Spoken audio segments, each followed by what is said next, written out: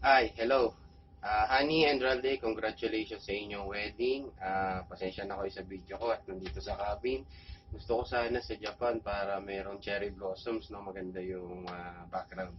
Ah, Gusto ko sana sabihin sa inyo na lagi kayong magmamahalang dalawa. Yung mga problema na dapat na inyong ayusin nyo, huwag nyong pag-aawayan. Sabi nga, kung meron kayong hindi pagkakasunduan, dapat bago sumapit ang gabi o bago lumipas ang gabi, mapag-usapan at magkaayos kayong dalawa. Alam nyo, buhay mag-asawa, hindi ganun kadali. Siyempre, andyan yung naglatalo kayo lagi, may hindi kayo mapagkasunduan, pero dapat lagi nating ilagay sa sentro ng buhay natin si Christ kasi siya yung maglilid sa atin kung ano yung dapat. Siya yung maglalayo sa atin sa temptasyon para maiwasan natin ang mga ito. Lagi nating iisipin na lagi nating isasalang-alang ang pagmamahal natin sa ating pamilya. Tayong mga lalaki, Ralde, mahalin natin ang ating asawa. Si Hani naman, nakalagay sa Bible, submit to your husband. So, ibigay mo yung buong buo ikaw sa iyong asawa.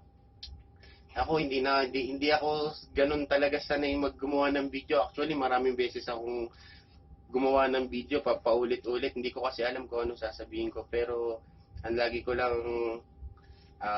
kong naiisip na isa ako sa napakasayang tao kahit wala ako diyan kasi simula nung nagkakilala tayo, hindi natin maisip na kayo pala magkakatuluyan ding dalawa, na marami din tayong pinagdaanan.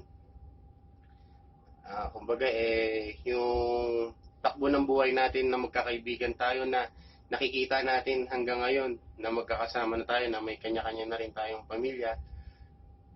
Sana sa mga anak din natin, gano'n, magiging magkakaibigan.